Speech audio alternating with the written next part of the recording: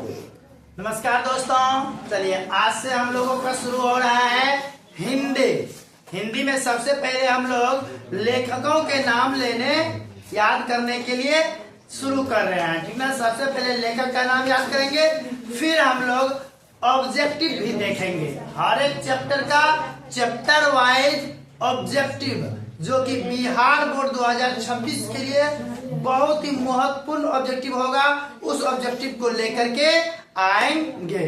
तो आज हम लोग लेखक का नाम याद करेंगे। लेखकों का नाम ऐसे ही याद करें जैसे अभी हम सिखाने जा रहे हैं। इसको फोकस करें और लेखकों का नाम यूं ही याद हो जाएगा चुटकियों में, इसलिए ध्यान से इस वीडियो को देखें। तो शुरू करते हैं लेखकों के नाम से आज। चलिए, तो लेखक का नाम एक काष्टन गद्य खंड का है। श्रम विभाजन और जाति प्रथा, पहला क्या है?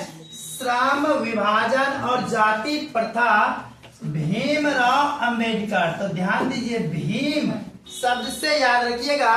भीम, अगर आप महाभारत देखे होंगे तो भीम का नाम सुने होंगे। भीम कौन था? बहुत ही ताकतवर था, कई हाथियों का बल था भीम में। तो वह भीम जो होता है, जैसा भीम जैसा आदमी अगर समाज में हो जाए तो वह श्रम का क्या करता है? विभाजन। फिर उसका सब कोई बात मानता है। भीम जैसा नहीं रहता है तो कोई नहीं बात उसका मानता है कि नहीं? तो भीम जैसा ताकतवर होना चाहिए ताकि श्रम का क्या हो? विभाजन हो सके। यानी श्रम विभाजन और जाति प्रथा का लेखक कौन हो गया? भीमराव अंबेडकर। भीमराव अंबेडकर याद हो गया। चलिए अगले क्वेश्चन, ये है क्या चीज? निबंध है। तो याद रखिएगा, भीमराव अंबेडकर जो है श्रम विभाजन और जाति प्रथा के लेखक भीमराव अंबेडकर एक निबंध है। चलिए अगला नंबर में क्या है? दूसरा नंबर क्या है? विष के दांत।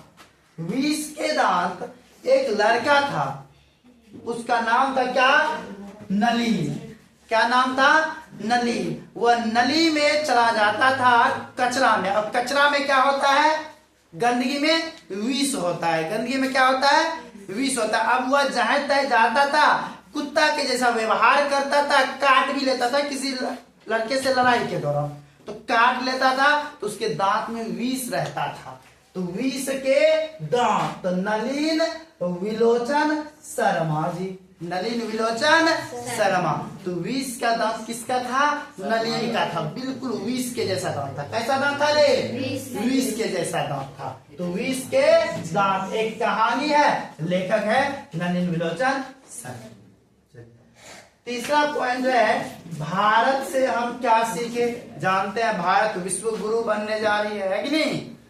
पहले भी विश्व गुरु था, अब विश्व गुरु फिर से बनने जा रही है। तो भारत एक सीखने का जगह है। तो भारत से हम क्या सीख सकते हैं? मैक्सिमम लोग भारत से सीखने के लिए आते हैं। विदेश से लोग अक्सर भारत के बारे में जानने के लिए, सीखने के लिए विदेशों से लोग, कई देशों से, पहले चीन से लोग आया करते थे, नालंदा विश्वविद्यालय में आया करते थे पढ़ने के लिए। तो मैक्सिमम लोग भारत में क्या करने आते थे? सीखने के लिए आते थे। तो भारत से हम क्या सीखे? तो भाई मैक्सिमम लोग सीखने के लिए आते हैं। Max Muller. भारत से हम क्या सीखे? Max Muller. याद रहेगा, यह एक क्या है? भाषण है। या क्या है? एक भाषण है। भारत से हम क्या सीखे? मैक्स मूलर एक भाषण है। चलिए अगला है, नाखून क्यों बढ़ते हैं? नाखून क्यों बढ़ते हैं? हजारी 1000 साल से, हजारों साल से देखेंगे नाखून बढ़ते आया है। बढ़ रहा है कि नहीं बढ़ रहा है? सबका बढ़ता है कि नहीं बढ़ता है? सबका नाखून बढ़ते रहता है, हमेशा निरंतर बढ़ता रहता है। और ये हजारों साल से बढ़ते हुए आया है। तो हजारों साल से बढ़ते आया है। तो नाखून क्यों बढ़ते हैं भाई?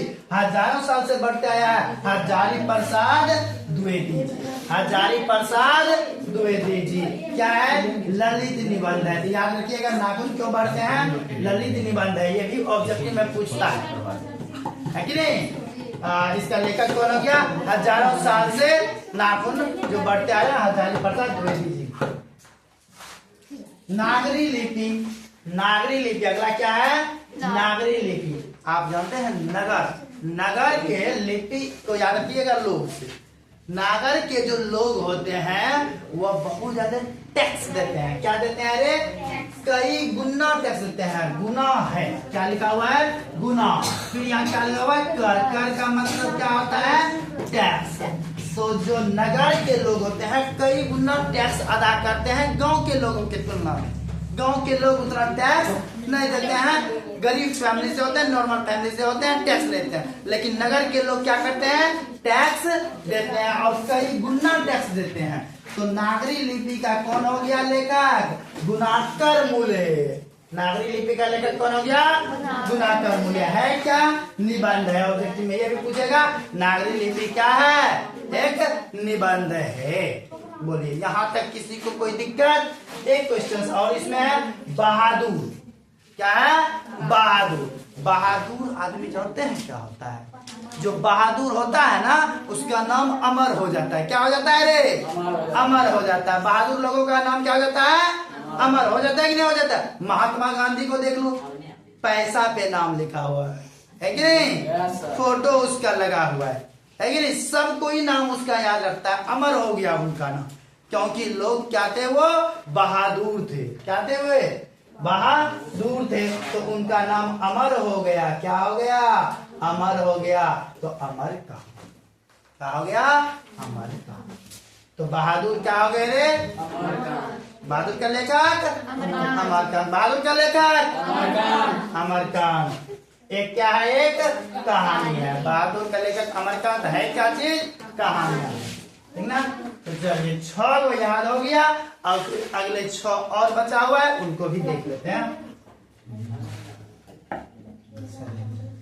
अगला क्या है? परंपरा का मूल्यांकन। परंपरा का मूल्यांकन। अब इसको कैसे याद रखेंगे? एकदम ट्रिक के माध्यम से याद रख सकते हैं। परंपरा जो शुरू है अभी दीपावली की परंपरा सबसे फेमस हिंदुओं का त्योहार है। कब से चला आया है? राम जी। जिस समय पृथ्वी पे राम जी थे, लंका से जब रावण को मार के अयोध्या वापस लौटे थे, दीपावली का उत्सव मनाया था। उसी समय से अभी भी चले आ रहे हैं, है कि नहीं? तो परंपरा का मूल्यांकन अभी भी चलते रहता है। किस काल से? राम जी के ही समय से। राम जी के ही समय से। तो राम विलास शर्मा। राम विलास शर्मा। तो परंपरा यानी राम जी के समय से। तो परंपरा से याद आना चाहिए क्या? राम जी। तो राम विलास। परंपरा का मूल्यांकन क्या हो गया? बस एक एक शब्द खाली याद हो गया ना, समझो याद है, ठीक ना? वहां पे चूंकि ऑप्शन क्या करने आता है? मिलाने के लिए आता है, ठीक ना? अब पूछता भी है ऑब्जेक्टिव में भी, अब मिलान भी करने आता है। तो देख करके दिमाग लगा सकते हो। अगर एक एक शब्द दोनों का लिंक करके याद रखोगे तो, है ना? परंपरा राम जी से चले आए हैं। तो राम विलास शर्मा। जीत जीत में निर्गत हूँ। कितना अच्छा है। कोई एक बार जीतता है राजा बन जाता है, अब बार बार जीतता है महाराज हो जाता है ना? बार बार जीतता है क्या हो जाता है? महाराज। जीत जीत में निर्गत है भाई। ये तो खाली जीतते ही जीतते रहता है, हारता ही नहीं है। तो जो नहीं हारे, खाली जीतवे जीतवे करे, तो महाराज हो गए। तो बिरजू महाराज। क्या हो गए रे? बिरजू महाराज। खाली जीतवे करता है, हारने का नाम नहीं। ये हारता उड़ता नहीं है ना? चलिए तो अगला है आविन्यो। आविन्यो क्या है? आविन्यो। आविन्यो का लेखक कौन हो गया? अशोक वाजपेयी। याद कैसे रखेंगे? आविन्यो को पहला अक्षर रखेंगे आ, और फिर अशोक का अ, है ना? आ आविन्यो अशोक। आविन्यो अशोक। आविन्यो अशोक। तो आविन्यो का लेखक कौन हो गया? अशोक वाजपेयी। तो ये क्या हो गया? ललित रचना है। अच्छा ये क्या था? जीत जीत में निर्गत हूँ। साक्षात्कार। इंटरव्यू। खूब इंटरव्यू। आप देखो जो बार बार जीतते रहता है महाराजा होता है, उसका इंटरव्यू कर करके कितना होता है। साक्षात्कार का इंग्लिश क्या होता है? इंटरव्यू। इंटरव्यू सब समझता है ना? इंग्लिश में समझता है, हिंदी कोई नहीं समझता है। देखो भारत का, बिहार का दुर्भाग्य। इंग्लिश सब समझ रहा है, हिंदी नहीं समझ रहा है। साक्षात्कार का इंग्लिश में क्या बोलते हैं? इंटरव्यू, है ना? खूब इसका इंटरव्यू होता था। अगला क्या है? मछली। क्या है? मछली। अब मछली जानते हो, एक लड़का था विनोद। एक लड़का कौन था? खूब मछली खाता था। आज जो खूब मछली खाता उसको जानते हो क्या कहता? मच्छर खौका। क्या बोलते हैं? मच्छर खौका बोलते हैं कि नहीं? खूब मछली खाता है। विनोद जो लड़का था बड़ा खतरनाक लड़का था, विनोद कुमार। अब मछली खूब खाता था। अब मछली खूब खाता था तो बाप माई कितना पैसा देते है कि नहीं?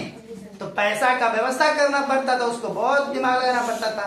शुल्क, पैसा से याद रखिएगा क्या? शुल्क। पैसा को शुल्क बोलते हैं, शुल्क देना पड़ता है मछली खरीदने के लिए। क्या खरीदने के लिए? मछली खरीदने के लिए विनोद कुमार शुक्ल। तो इस शुक्ल शब्द से आ गया, शुक्ल यानी शुल्क, शुल्क यानी पैसा। तो विनोद को मछली खाने के लिए पैसा देना पड़ता था, तो विनोद कुमार शुक्ल, ठीक ना? तो अगर विनोद भूल भी जाओ तो शुक्ल याद रख लेना। मछली के लिए शुल्क देना पड़ेगा। फ्री में कोई मछली देगा रे? फ्री में कोई मछली देता है? नहीं देता है। अगला क्वेश्चन, अगला नंबर, नौबत खाने में इबादत। नौबत खाने में ही, नौबत में क्या करते थे? खाने में रहते थे, है ना? नौबत खाने में क्या कर लेते थे? इबादत। इबादत एक्चुअली में पूजा पाठ का सेंस लेके याद रखना है। इबादत यानी पूजा पाठ। खाने में, नौबत खाने में ही, नौबत यानी सब रखना वो जो भोजनालय होता है जहाँ भोजन बनता है, जिसको रसोई घर बोलते हैं। गाँव घर में रसोई घर। भोजन खाने में क्या कर देता था? इबादत करने लगता था, भगवान का पूजा पाठ करने लगता था। तो नौबत खाने में यह इबादत कर देता था। कौन करता था? एक यतीन्द्र था। कौन था? यतीन्द्र मिश्रा जी था। और वो मिश्रा जी क्या करता था? नौबत खाने में ही इबादत करने लगता था। तो यतीन्द्र मिश्रा हो गया। अगला कौन है? शिक्षा और संस्कृति। शिक्षा और संस्कृति। शिक्षा और संस्कृति कौन नहीं जानता है? भाई गांधी जी ऐसे व्यक्ति रहे जो शिक्षा को लेकर के खूब प्रमोट किए और भारत की संस्कृतियों को खूब बढ़ाने का प्रयास किए। तो शिक्षा और संस्कृति का लेखक महात्मा गांधी। शिक्षा और संस्कृति का लेखक कौन हो गया? महात्मा गांधी। चलिए, ये 12 जो लेखक का नाम और शीर्षक का नाम याद कर लिए। आगे इंतजार कीजिए, आगे फिर हम अगले लेक्चर में लेकर आते हैं। इसको देखने के लिए बहुत बहुत धन्यवाद।